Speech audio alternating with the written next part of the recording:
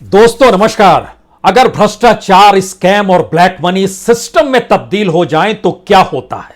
क्योंकि नेहरू काल से लेकर नरेंद्र मोदी तक के दौर में कमोवेश हर प्रधानमंत्री ने सत्ता में आने से पहले इन्हीं तीन शब्दों का बाखूबी इस्तेमाल किया, यानी भ्रष्टाचार होने नहीं देंगे, हमारे दौर में घोटाले होंगे नहीं और ब्लैक मनी पनपने दी नहीं जाएगी। लेकिन यह तीनों जिस रवानगी के साथ चलते चले गए, आजादी के 75 बरस के बाद यानी अमृत काल में, अब हम कह सकते हैं यह सिस्टम हो चला है।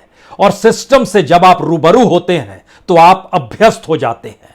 शायद इसीलिए भारत में सरकार और उसको सरकार को चलाने के तौर तरीके एक ऐसे सिस्टम में तब्दील लोगों को कर चुके हैं जहां पर उन्हें कोई फर्क नहीं पड़ता है कि सरकार किसी कंपनी की तरह इस देश में टैक्स की वसूली करे और लोगों का खून चूस ले, लोगों की परेशानियां उसके माथे पर शिकन पैदा नहीं करे।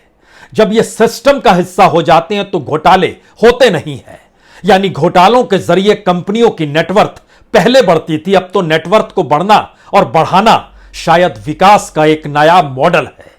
और ब्लैक मनी, स्विस बैंक का जिक्र तो बात की बात है, उसके बाद दुनिया के लगभग 58 बैंक ऐसे आ गए जहां पर काला धन भारतीयों का जमा है। और एक के बाद एक जो 2007 के बाद से ही पेपर आने शुरू हुए, लीक शुरू हुए, उसमें पता चलते चला गया कि हर सरकार, हर सत्ता के साथ ब्लैक मनी बढ़ती चली जाती है। और यह भारत का डेवलपमेंट मॉडल है, भारत की पार्लियामेंट्री डेमोक्रेसी का सबसे महत्वपूर्ण पाया है।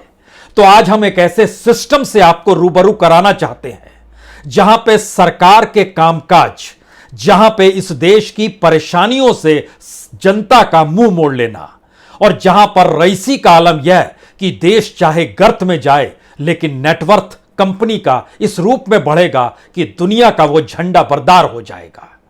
जिक्र आज कहां से शुरू किया जाए, कैसे किया जाए? हमें लगता है गवर्नेंस बड़ी महत्वपूर्ण चीज है, शुरुआत उसी से करनी चाहिए। क्योंकि सरकार अगर किसी कंपनी की तरह चलती है तो मतलब बहुत साफ है, उसे पैसा चाहिए, उसे मुनाफा चाहिए।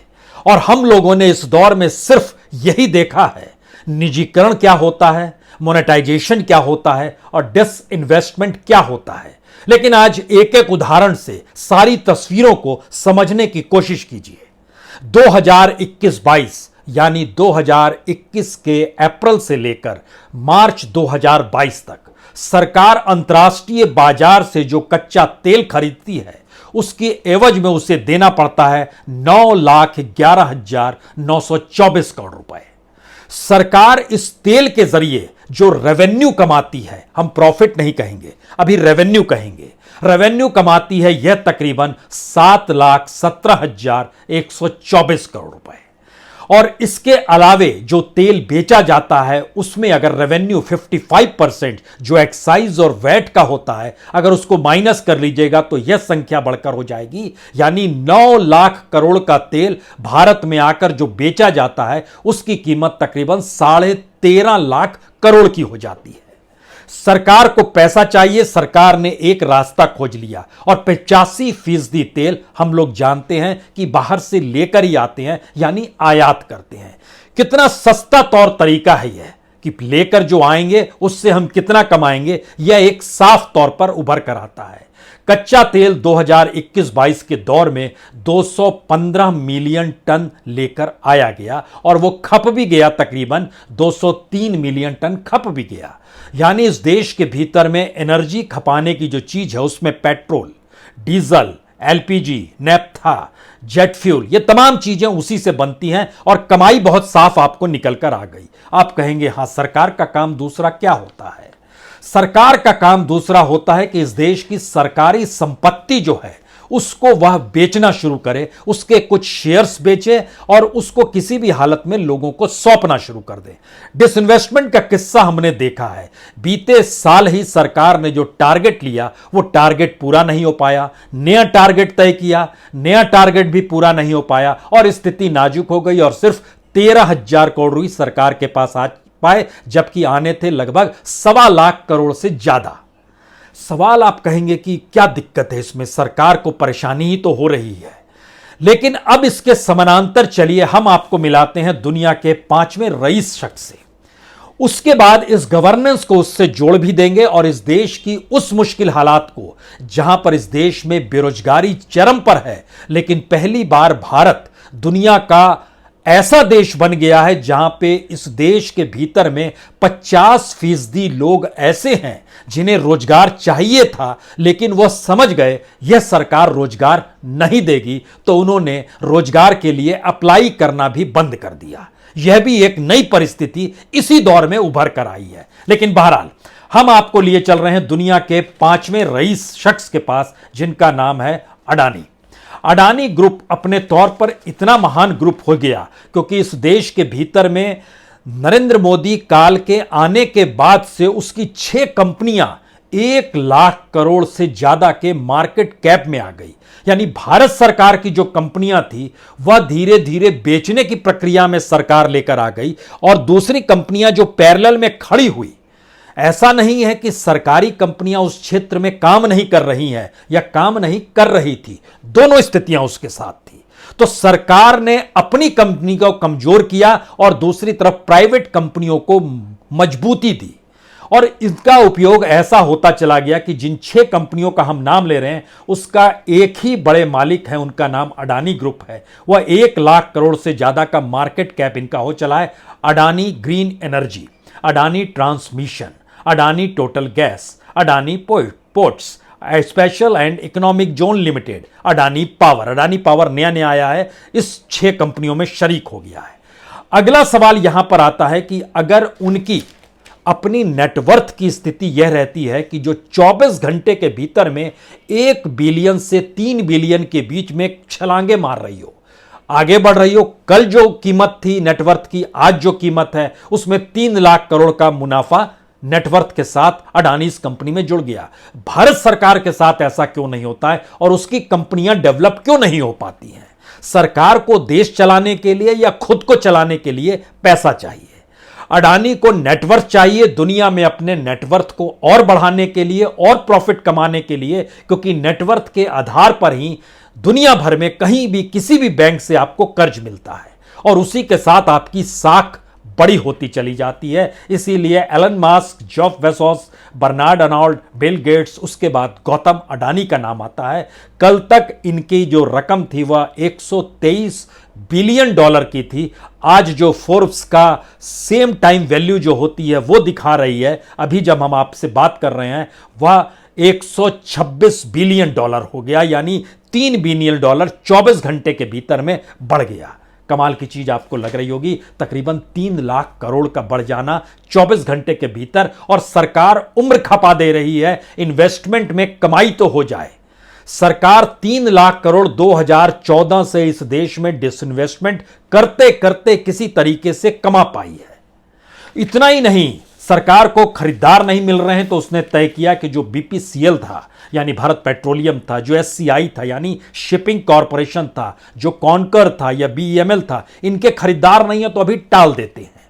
लेकिन 4 तारीख तक एलआईसी का आईपीओ ले आएंगे, 21,000 करोड़ का टारगेट है, वो हमारे पास आ जाएगा।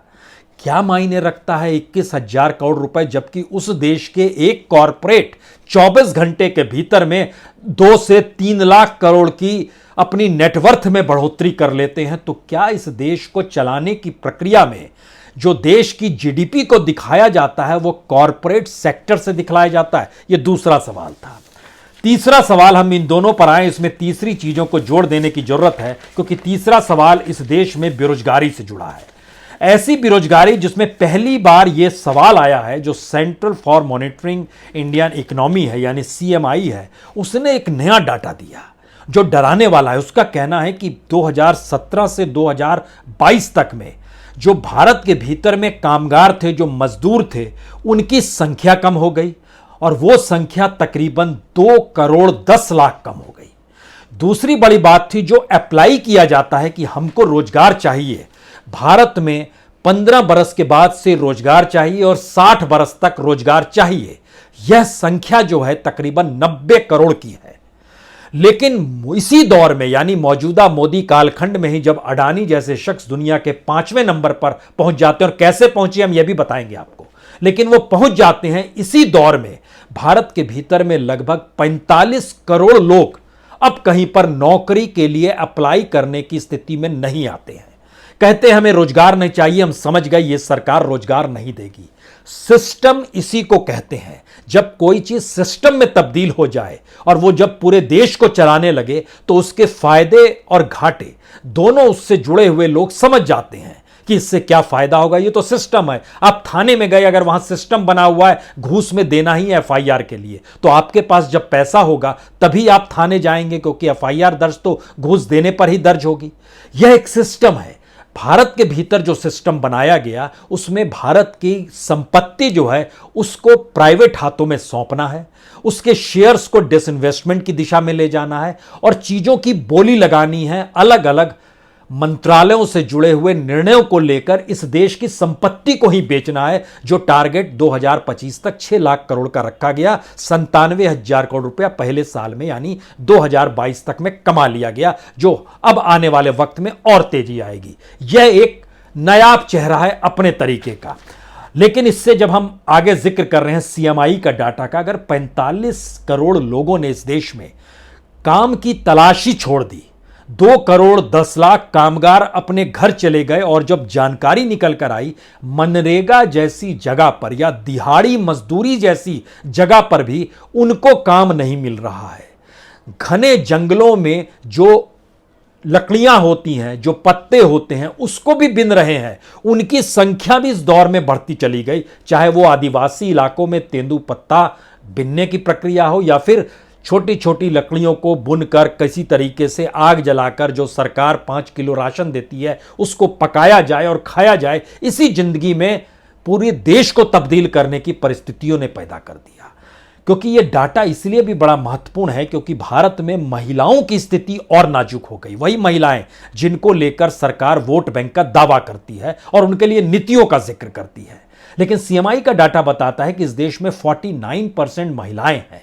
अभी तक वह 18% की हिस्सेदारी थी, लेकिन जानकारी आई कि सिर्फ 9% महिलाओं के पास ही काम है, यानी 40% महिलाओं के पास कोई काम नहीं है। और जब आप पुरुषों में जाते हैं, पुरुषों के भीतर में जब इस स्थिति में आते हैं, तो जो 50% या 51% पुरुष हैं जो काम के लिए तैयार थे, उनके पास जो काम की स्थितियां थी उसमें से लगभग 22% पुरुषों के पास कोई काम नहीं है।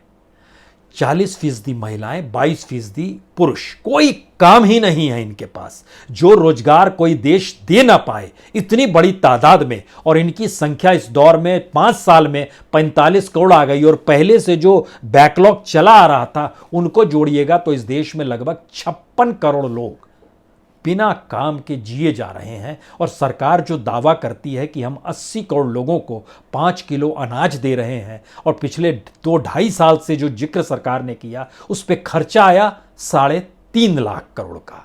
यह सरकार के ऊपर बोझ पड़ा 3,40,000 करोड़ का, जो कोविड काल से मुफ्त राशन देने की प्रक्रिया शुरू हुई थी, जो इस बरस के अंत तक जारी रहेगी। खर्चा आ रहा है 3.5 लाख करोड़, और 24 घंटे के भीतर अडानीज का नेटवर्थ 3.5 लाख करोड़ ऊपर नीचे हो जाता है। अगला सवाल जो शायद सबसे महत्वपूर्ण सवाल है कि क्या वाकई इस देश में किसी कॉरपोरेट के बढ़ने के पीछे उसकी अपनी प्रतिस्पर्धा उस क्षेत्र को लेकर होती है? नहीं होती है। भारत में पोर्ट्स को लेकर कोई प्रतिस्पर्धा नहीं है, हवाई अड्डों को लेकर कोई प्रतिस्पर्धा नहीं है, पावर सेक्टर को लेकर कोई प्रतिस्पर्धा नहीं है, खनन प्रक्रिया को लेकर कोई प्रतिस्पर्धा नहीं है, और ये धीरे धीरे हर प्रोडक्ट और इंडस्ट्री के साथ जुड़ता चला जा रहा है, जहां पर कुछ हाथों में ही वो सारे पावर लाइसेंस एनओसी थमा दिए जाएं और उनका नेटवर्थ बढ़ता चला जाए, और इस देश के बाकी कॉरपोरेट भी जो उससे जुड़े हुए थे उनकी स्थिति भी बहुत अच्छी होगी, यह कोई कह नहीं सकता है। लेकिन जब हम टॉप का जिक्र कर रहे हैं, टॉप में प्राइम मिनिस्टर मोदी के गवर्नेंस का जिक्र कर रहे हैं, टॉप में अडानीज के नेटवर्थ का जिक्र कर रहे हैं, टॉप में इस देश के भीतर में 50 करोड़ बेरोजगारों का जिक्र कर रहे हैं, टॉप में इस देश में 80 करोड़ लोगों को मुफ्त राशन देने का जिक्र कर रहे हैं, तो फिर ऐसे में स्कैम, ब्लैक मनी, करप्शन और ये एक पूरे सिस्टम में इस तरीके से तब्दील हो गया कि यही सिस्टम हो गया जिसमें कॉरपोरेट का नेटवर्थ सरकारी संपत्तियों के ट्रांसफर के साथ बढ़ता चला जाएगा।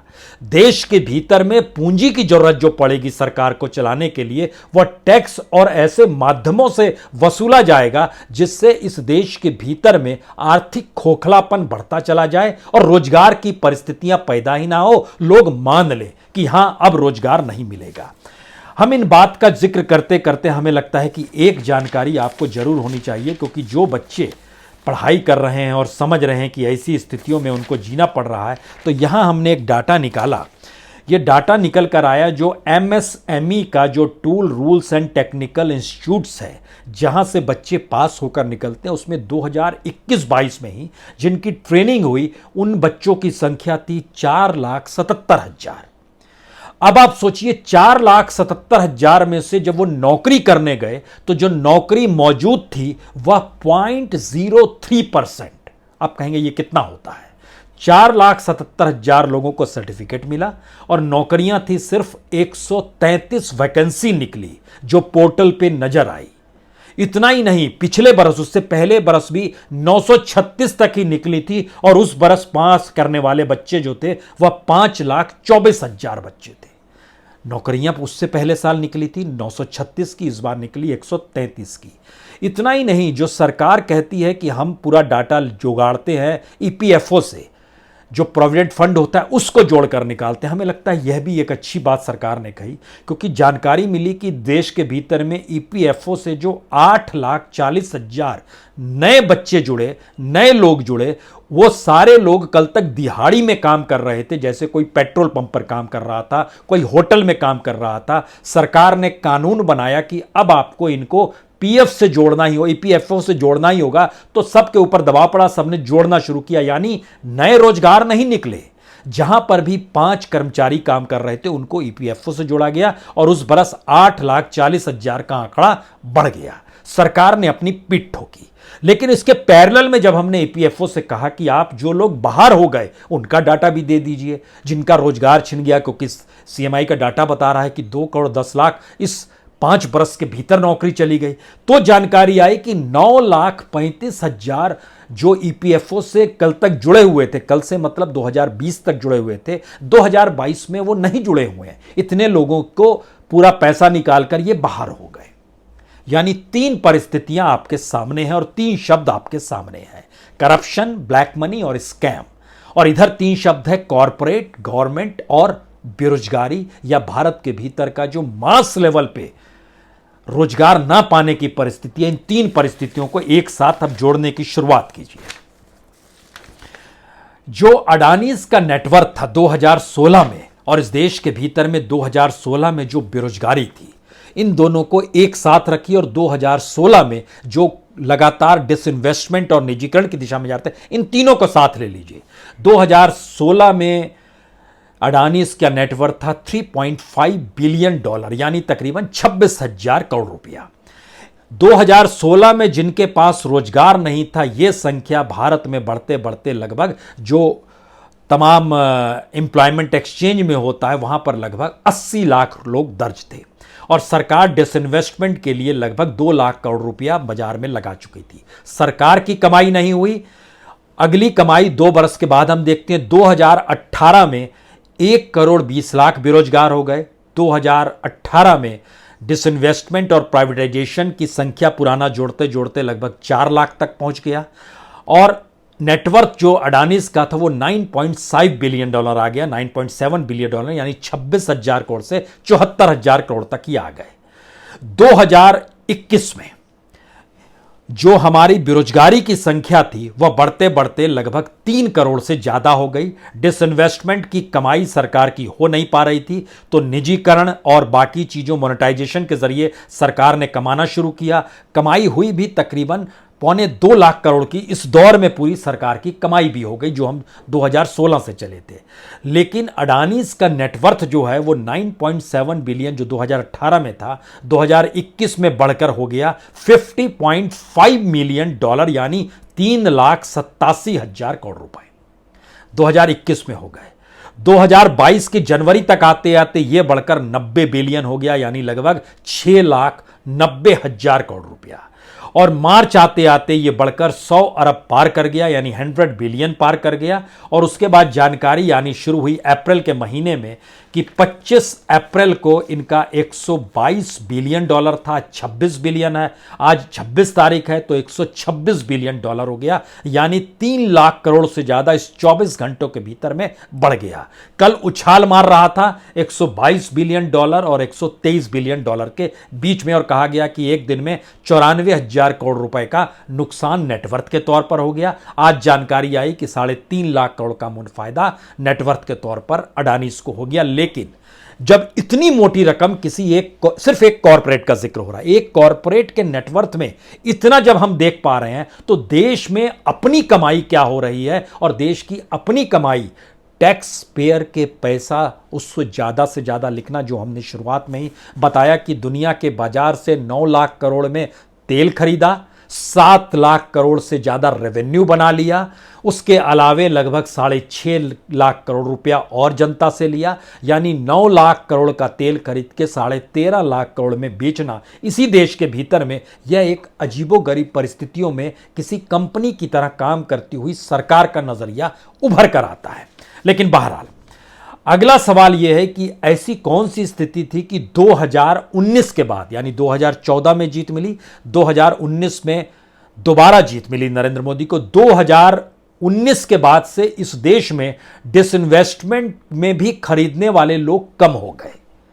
ऐसी कौन सी स्थिति थी कि हम निजीकरण और मोनेटाइजेशन की रकम को बढ़ाने लगे, और तमाम मंत्रालयों में और तमाम जगहों पर, चाहे वो रेलवे की जमीन हो, चाहे रेलवे का स्टेशन हो, चाहे पोर्ट्स हो, चाहे एयरपोर्ट्स हो, चाहे पावर ट्रांसमिशन हो, चाहे स्टेडियम हो, कोई भी चीज देखिए, सब के मोनेटाइजेशन करके बेचने की प्रक्रिया में इस देश को लाकर खड़ा किया गया। और कोई भी व्यक्ति कहता है भक्त के तौर पर कि और नहीं सरकार करेगी तो क्या करेगी।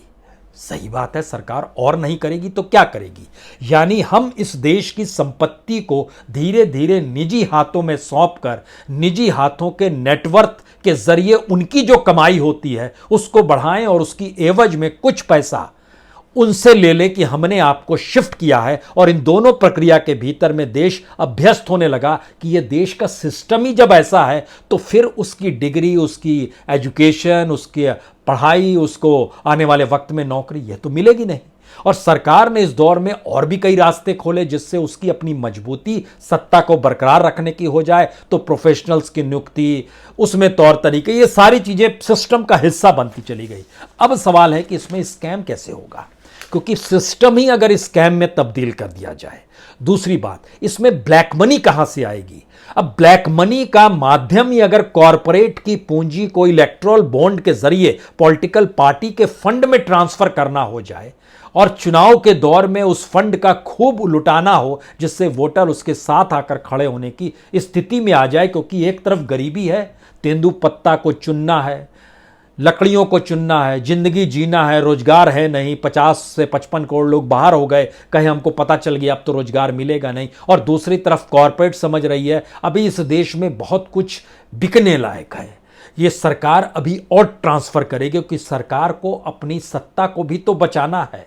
तो यह जब सिस्टम आ जाए तो इसमें करप्शन कहां है, यह तो सिस्टम का हिस्सा है। तो शायद पहली बार एक बहुत साफ तस्वीर इस देश के भीतर में उभर रही है, जहां पे गवर्नेंस के भीतर ही करप्शन, स्कैम और ब्लैक मनी है, जहां पे कॉरपोरेट का डेवलपमेंट उसके नेटवर्थ के भीतर ही वह पूरा कमीशन और पूरा सिस्टम है जो ट्रांसफर हो रहा है गवर्नमेंट की पूरी पूंजी कॉरपोरेट के पास, और इसके भीतर ही लोगों की टूटती हुई उम्मीदों में वह लगातार अभ्यस्त होते चले जा रहे हैं कि अगर यही सिस्टम है तो 2024 के बाद तो और ज्यादा स्थिति बिगड़ने वाली है, क्योंकि सत्ता तो यही रहेगी, आप कुछ भी कह लीजिए, यही जीतेगी। क्योंकि हर चीज का जो सिस्टम है, अगर वो सिस्टम राजनीतिक सत्ता ने अपने अनुकूल क्रिएट कर लिया है, तो कॉरपोरेट का पैसा ट्रांसफर, सरकार की संपत्ति का कॉरपोरेट के पास ट्रांसफर, रोजगार का ना उपजाना और लोकतंत्र में चुनावी जीत को हासिल करना, सब एक सरीखा है। यह एक अपने आप का इस अमृतकाल का नायाब सिस्टम है, जिसको समझ लीजिए तो ठीक है, और ना समझिए तो इसी में फंसे रह जाइएगा कि कोई स्कैम हुआ या नहीं हुआ, ब्लैक मनी कहां कहां पर है, और करप्शन देखिए यहां भी होता है वहां भी होता है, थम क्यों नहीं रहा है। जी, ये सिस्टम है, यही गवर्नेंस है, यही भारत के भीतर में डेवलपमेंट के चकाचौंध परिस्थितियों को जीने के तौर तरीके हैं। बहुत बहुत शुक्रिया, बहुत बहुत शुक्रिया।